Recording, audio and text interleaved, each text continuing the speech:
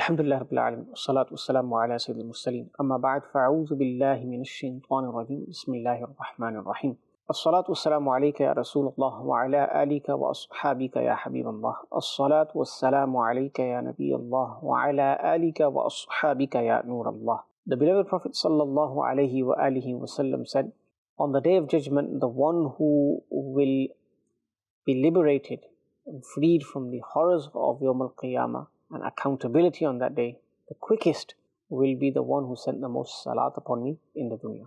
Sallu ala al-Habib sallallahu ta'ala ala Muhammad sallallahu alayhi wasallam.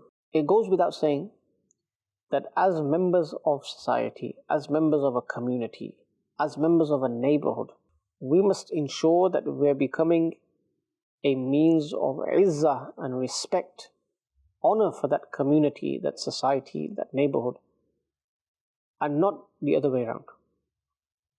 A menace to society, someone who tarnishes the reputation of a neighborhood, someone who people would like to see the back of. Why? Because through that person's actions, the community is given a bad name, the neighborhood is harmed. We must stay away from this. And Islam teaches us this, that we are members of a community, but we must ensure that we're valuable members. People like the fact that we're part of that community, that neighborhood. Why? Because we bring khair, we bring benefit, we bring goodness. And if someone's doing the opposite, he's harming that community, causing pain to others in that neighborhood, in that society, then it may be the case that people are making dua that they are saved from the shar of that person. So, inshallah, in this segment, some examples of how someone can become a cause of pain in the community, in the society, in the neighborhood. Obviously, on streets, on roads, cars are parked.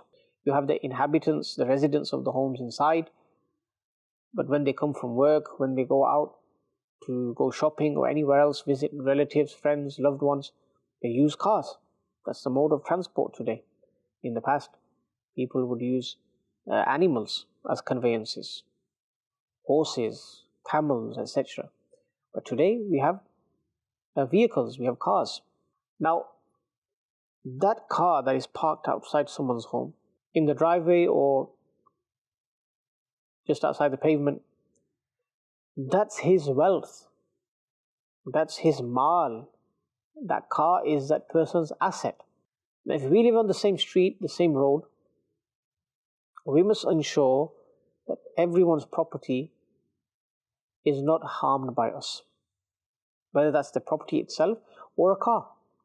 Some people, ma'azallah, they have a bad habit of vandalizing, damaging people's properties, damaging people's assets, damaging people's cars. And they may end up throwing stones and it hits a car.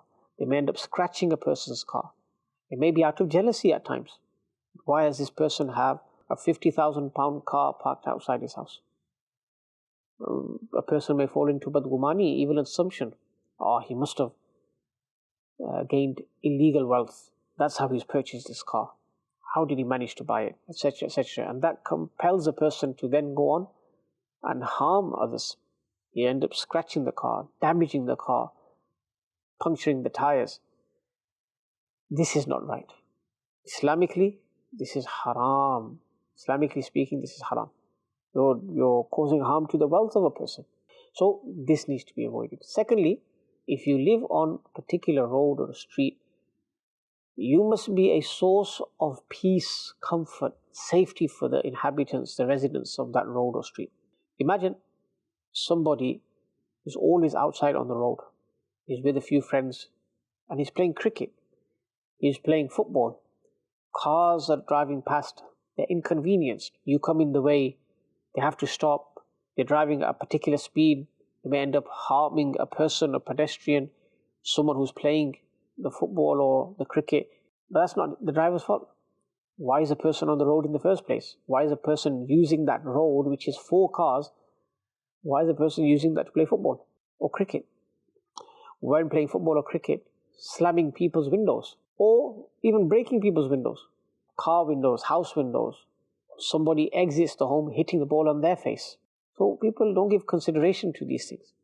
Islam tells us that in every situation you look at the rights of others. You don't harm others in any way. You're kicking the ball, you're breaking people's fences. You're harming others. So this is one thing. And also, when people play football, people play any sport outside the home, they're not going to play silently. They're going to shout, "Pass me the ball. That was out. We won the match. You lost." They start taunting each other. The winning team starts taunting the losing team. It may be the case that inside the house, a mother has struggled to just about put her child to sleep. The child wasn't sleeping. It took half an hour or an hour.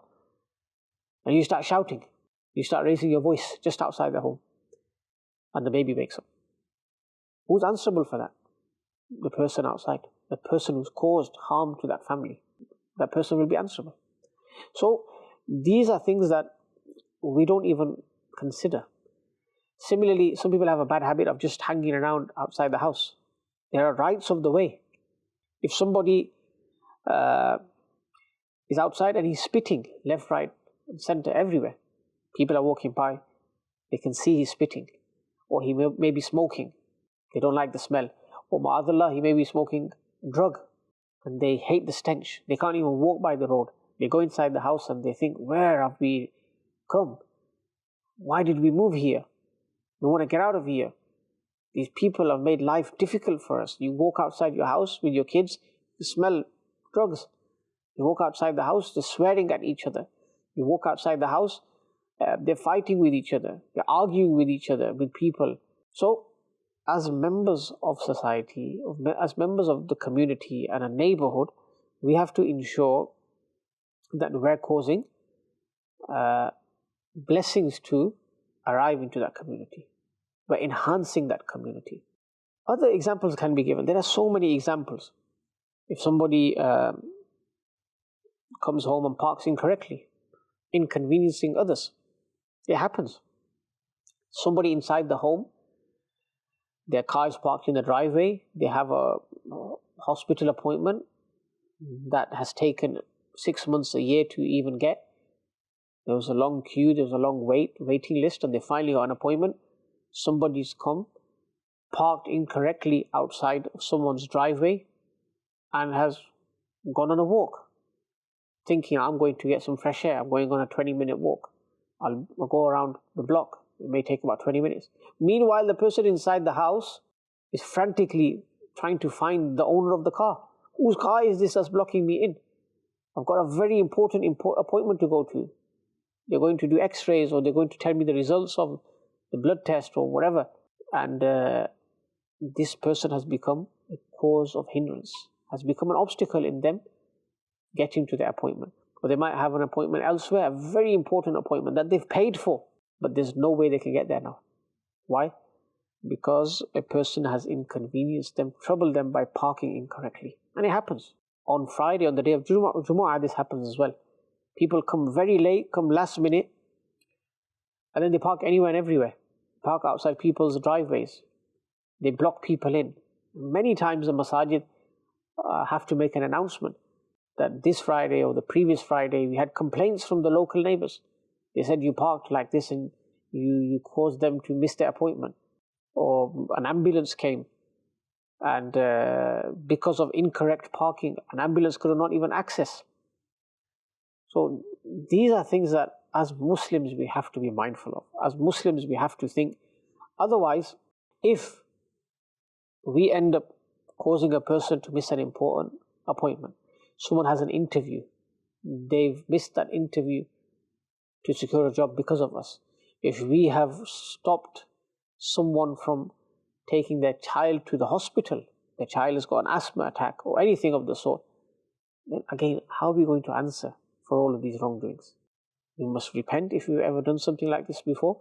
We must show remorse. We must seek forgiveness from that neighbor. We must repent in the court of Allah subhanahu wa ta'ala. Remember, huququl ibad are very severe, because Allah will not forgive them until the person forgives. On the Day of Judgment, if that person forgives us, we'll be let off. Otherwise, we know narrations state that a person will have to give his good deeds to the person to the other person whose rights he violated. And if his deeds run out, his good deeds run out, without that person's right being fulfilled, now that person's sins will be given to this person. Double trouble. So may Allah subhanahu wa ta'ala grant us tawfiq to follow the seerah of the Prophet sallallahu alaihi wasallam, to follow the seerah of the awliyaullah rahimahumullah ta'ala, who was so humble in that they would put up with the pain of others, caused by others, but they would never reciprocate. They would never give pain to others. Even others causing you pain is wrong. We're not saying that that's right. We're not promoting that you must tolerate regardless. But we have examples of the awliyaullah who, despite being wronged by their neighbors, they showed tolerance. And what was the blessing of that tolerance? Eventually, we've heard narrations of how non-Muslim neighbors would ensure that their dirt is thrown into the garden of the Muslim neighbor. And they would continue doing this. The Muslim neighbor wouldn't react. And eventually, the non-Muslim neighbor would inquire, like, you don't get angry or anything? And they would reply and they would say, my religion teaches me not to get angry. My religion teaches me to swallow my anger, to tolerate. But if we're not tolerating, we're reacting angrily, we're causing harm to others, road rage is at an all-time high, we're involved in fights in our neighborhood, then we're misrepresenting our religion of Islam. Ma'azallah, if people gain this image that Muslims are always involved in fights, always involved in wrongdoings, then imagine the wrong impression that's been given. Imagine. Whereas Islam is far from these things. Islam teaches us the opposite. Islam teaches us to look out for others. Islam teaches us to tolerate. Islam teaches us to be good to neighbors. Islam teaches us to be ambassadors, to be upright citizens of the community. So we're misrepresenting our deen. May Allah subhanahu wa ta'ala grant us all tawfiq to wholeheartedly adopt the teachings of Islam, to ensure that Islam flourishes and prospers. Ameen bijahi nabil ameen sallallahu alayhi wa sallam. We love Madani Channel. We love Madani Channel.